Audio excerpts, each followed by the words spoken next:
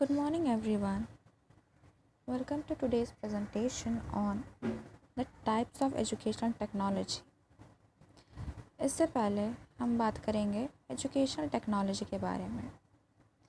Educational technology is made up of two words. दो term से मिलकर बना है. The first term is education, that is derived from the Latin word educatum, which means to bring out. The second term is technology. It is derived from the two Greek words, namely technique and logia. Technique means art or skill, and logia means science.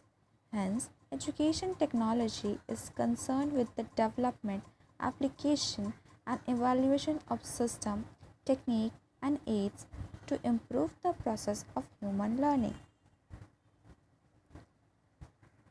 Bloomstein. Bloomstein is a educationist. Bloomstein एक educationist है. इन्होंने educational technology को 3 parts में divide किया था, that is hardware approach, software approach and system approach. System analysis. Hardware approach को 81 कहते हैं, सॉफ्टवेयर अप्रोच को 82, सिस्टम एनालिसिस को 83. सबसे पहले हम सिंपल टर्म्स में जानेंगे कि हार्डवेयर सॉफ्टवेयर क्या होता है. हार्डवेयर वो पार्ट्स होते हैं जिससे हम इजीली टच एंड फील कर सकते हैं. सॉफ्टवेयर अप्रोच को हम ना तो टच कर सकते हैं ना ही फील कर सकते हैं, बट इनका यूज़ हम अपने कोई भी वर्क को परफॉर्म करने के लिए करते हैं. लाइक जब आप क्लास में टीचिंग के लिए जाते हो इन एजुकेशनल फील्ड, तो आप बुक्स लेकर जाते हो, बुक्स पढ़ते हो, दैट इज़ अ हार्डवेयर. उस बुक से रिलेटेड जो भी टॉपिक आप क्लास में डील करना चाहते हो, उस कंटेंट के लिए आप अलग से प्रिपेयर करते हो और डिफरेंट टीचिंग स्टाइल मेथड से आप क्लास में उसको एग्जीक्यूट करते हो. तो यहाँ पे जो टीचिंग टेक्निक है ये आपका सॉफ्टवेयर हो जाता है. जब आप बुक, उसके साथ जो नॉलेज है, टीचिंग मेथड है, उसका इस्तेमाल करके एक लेसन प्रिपेयर करते हो कि आप क्लास में उस टॉपिक को कैसे डील करोगे, कैसे सिस्टमैटिक वे में ऑर्गेनाइज करके बच्चों तक वो नॉलेज पहुंचाओगे, तो वो सिस्टम बन जाता है, सिस्टमैटिक वे हो जाता है. So let us first see what is hardware approach. It is using mechanical material and equipment in education. Education के फील्ड में जब आप मशीन यानी कि मैकेनिकल मटेरियल लाइक बुक ये सब का इस्तेमाल करते हो तो वो हार्डवेयर अप्रोच होता है. जैसे कि रेडियो हुआ, टेलीविज़न हुआ. In hardware approach, the emphasis is given to teaching accessories. The teaching accessories like chalk, blackboard, audiovisual aids, and many more. Physical science and engineering technology is the origin of this approach. Most of the people believe that the machine is technically linked to the educational technology like TV. Hardware approach was first described by Loomstein. This approach is also called as audiovisual aids. In this, emphasis is given to the machine technology. This approach plays an important role in the use of computers, machines for the compilation of research forms, analysis, etc. Moving on to the next, that is software approach, जिसे 82 कहते हैं. It is using psychological principles and learning theories in education. Education के क्षेत्र में जब ये psychological principles का इस्तेमाल करते हैं जिसे आप छू नहीं सकते, सिर्फ समझ सकते हैं, जो कि आपने लर्न किया है.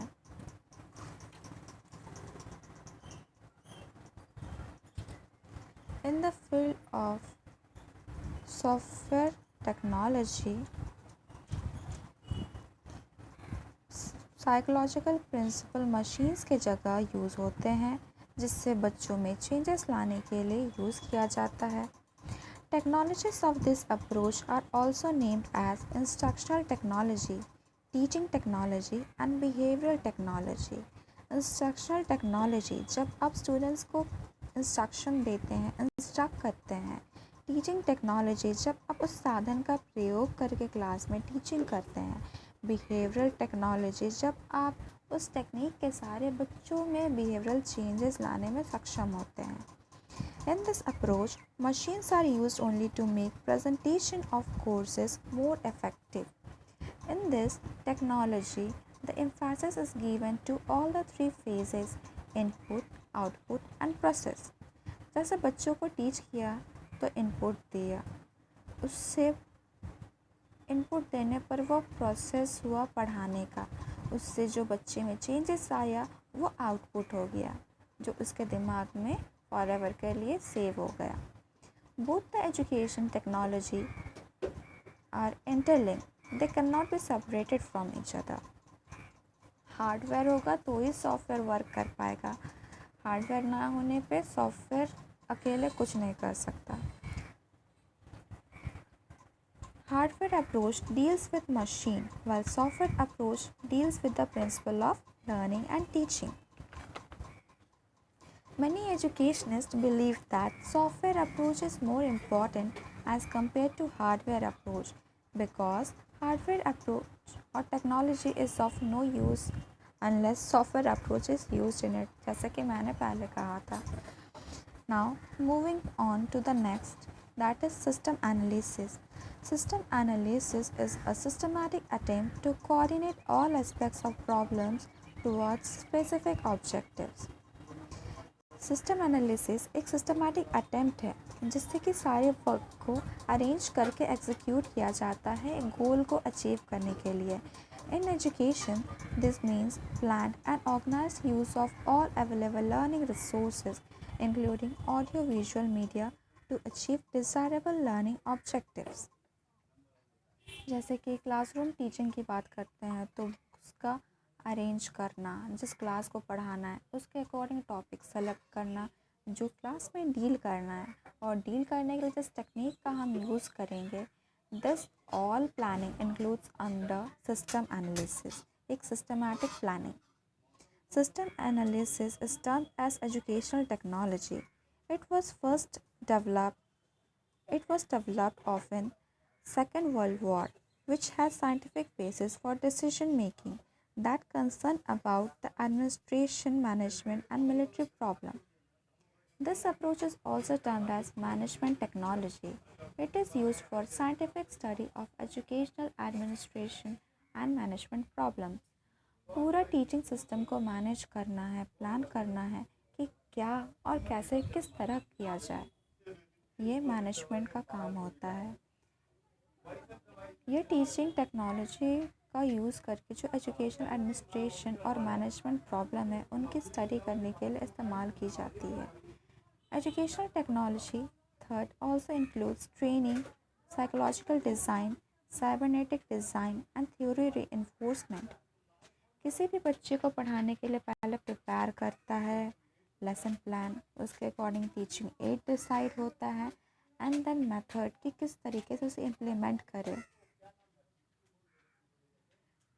तो यहाँ जो भी हार्डवेयर सॉफ्टवेयर का इंक्लूजन हुआ है एक कंप्लीट प्रोग्राम प्रिपरेशन के लिए, तो ये एक प्रकार का डिज़ाइन अपने आप में मैनेजमेंट रखती है। ऑनलाइन क्लास में स्लाइड प्रिपेयर करता है जिससे कि ऑनलाइन क्लासेस में हेल्प होता है। यहाँ स्लाइड सॉफ्टवेयर अप्रोच है, ये सब साइबरनेटिक डिज़ाइन में आता है जो मैनेजमेंट के द्वारा किया जाता है सिस्टम एनालिसिस में। This technology is becoming popular these days. Educational technology or system analysis was developed as a combination of hardware approach and software approach. Educational technology 83 जो कि system analysis है, ये combination है हार्डवेयर और software का।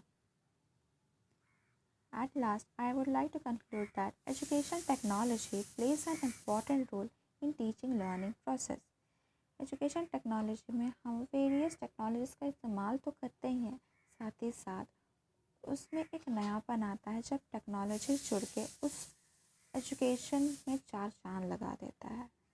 The use of hardware, software, and system makes education effective and powerful, helps the learner to gain the knowledge in an interesting way, to build his concepts strong and become a good educator for future.